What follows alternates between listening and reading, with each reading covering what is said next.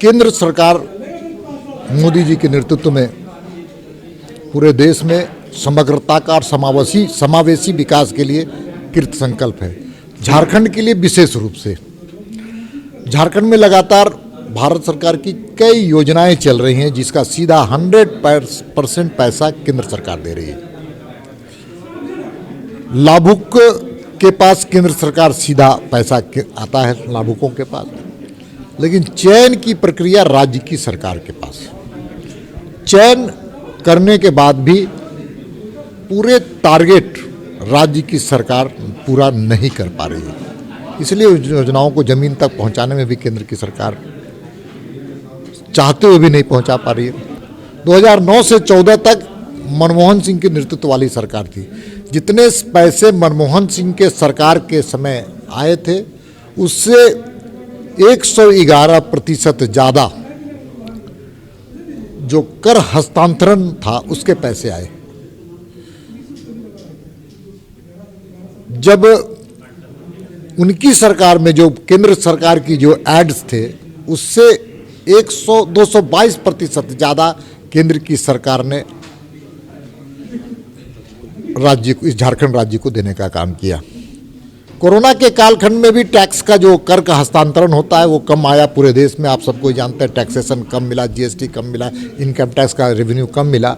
उसके बावजूद भारत की सरकार ने इनको 1111 करोड़ रुपए ज़्यादा देने का काम किया। उसके प्रतिशत को बढ़ा करके, राज्य के जो प्रतिशत होते हैं उसको बढ़ाकर, उसके अलावा जो रकम में डेफिसिट था, जो पैसे में डेफिसिट आया था, उससे ज़्यादा भारत की सरकार ने ऐड देने का काम किया, निःशुल्क ऐड देने का काम किया। इसलिए हम कह सकते हैं कि भारत की सरकार, मोदी जी की सरकार समग्रता पर विश्वास करते हुए सभी राज्यों के साथ कोई बिना भेदभाव करते हुए झारखंड की सरकार को लगातार आर्थिक रूप से सहयोग करने का काम किया है। लेकिन राज्य की सरकार उस पैसे का सदुपयोग नहीं कर पा रही है, उन योजनाओं का उपयोग नहीं कर रहे हैं, और उसका सबसे बड़ा उदाहरण है कि अपने बजट का मात्र 26 से 30% खर्च कर पाई है। इससे बड़ा दुर्भाग्य और क्या हो सकता है। डीएमएफटी के पैसे में बंदर बांट, केंद्र सरकार की योजना है, वो मोदी जी की योजना के अनुसार डीएमएफटी के पैसे आते हैं, उसमें बंदर बांट हुआ है, और बंदर बांट कराने वाले बैठी हुई सरकार है। आपदा प्रबंधन में ये स्पष्ट किया गया था कि आपदा प्रबंधन में डीएमएफटी के पैसे का भी उपयोग हो, लेकिन लोग मरते रहे, कराहते रहे। केंद्र की सरकार ही सिर्फ सहयोग कर पाई। राज्य की सरकार डीएमएफटी के पैसे से उसका उपयोग कर सकती थी लोगों की सेवा के करके, लेकिन उसका भी उपयोग नहीं की राज्य की सरकार। इसलिए राज्य की सरकार पूरी तरह से वित्तीय कुप्रबंधन, मिसमैनेजमेंट और हम कह सकते हैं फाइनेंशियल एनार्किज्म की ओर बढ़ रहा है, जो राज्य अपने वित्तीय राजकोषीय घाटे को बढ़ा रही है। इससे बड़ा और क्या उदाहरण हो सकता है। राज्य में कानून व्यवस्था पर क्या कहेंगे? चाईबासा में जो आज जो राजधानी रांची में उग्रवादी, देखिए, जब से ये सरकार आई है तब से अपराधियों का मन, मस्तक हिमालय की तरह ऊंचा हो गया। अपराध करने में उनको कोई डर नहीं है।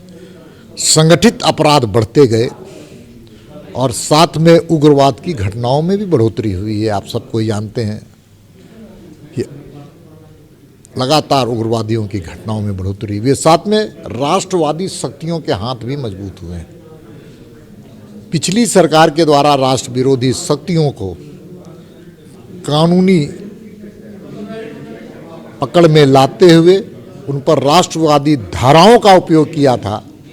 उन सभी राष्ट्र विरोधी ताकतों का केस और मुकदमा को खत्म करने का काम राज्य की सरकार ने किया, जिसके कारण आज चाईबासा की घटना इसलिए घटी कि राज्य की सरकार के बारे में वो जानती है कि हम राष्ट्र विरोधी घटना कितना भी कर ले, ये सरकार बाद में हम सब लोगों को रिहा कर देगी।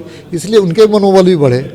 और साथ साथ में आप सब जानते हैं, अपराध में हत्या, बलात्कार की घटना पूरे देश में सबसे ज़्यादा कोई होती है तो राज्य में हो रहा है। इससे बड़ा दुर्भाग्य होता है। जहाँ तक राज्य की घटना, जब राजधानी सुरक्षित नहीं है तो चाईबासा और लोहरदगा क्या सुरक्षित रहेगा। आरपीएन सिंह भाजपा में शामिल हुए हैं, उनका अभिनंदन, स्वागत। अच्छे, योग्य, प्रतिभाशाली, कर्मठ कई नेता के रूप में उनको हम जानते हैं। कई कांग्रेसी उनके जाने के बाद आतिशबाजी कर रहे हैं। ये कांग्रेसियों का पुराना चरित्र है। जब तक रहते हैं तो भगवान की तरह उसको पूजने का काम करते हैं। जो लोग पटाखे फोड़ रहे थे उनके तस्वीरों को मैं देख रहा था, और मैं वही उन्हीं तस्वीरों में वही चेहरे जो हैं सो लाइन लगा करके गुलदस्ता देने में और चरण वंदना करने में लोग आगे थे। आज क्या हो गया? आरपीएन से कल तक अच्छे थे, आज खराब हो गए। इसलिए ये मानसिकता जो है ना, ये कांग्रेसियों के चरित्र में है। कांग्रेस में भी रहकर उन्होंने सेवा की है, देश की सेवा की है, कांग्रेस की सेवा की है, उसके बारे में भी क्यों नहीं बोलते? लंबे समय तक कांग्रेस में रहे, कांग्रेस को देख कुछ आए, उसका स्मरण नहीं करते हैं लोग। स्मरण किनका करते हैं? परिवारवाद का, राहुल जी का, सोनिया जी का, प्रियंका जी का बेटा का। खाली वही परिवार रह जाएगा, सब कांग्रेसी बाद में देखिएगा, सब बीजेपी में आ जाएंगे।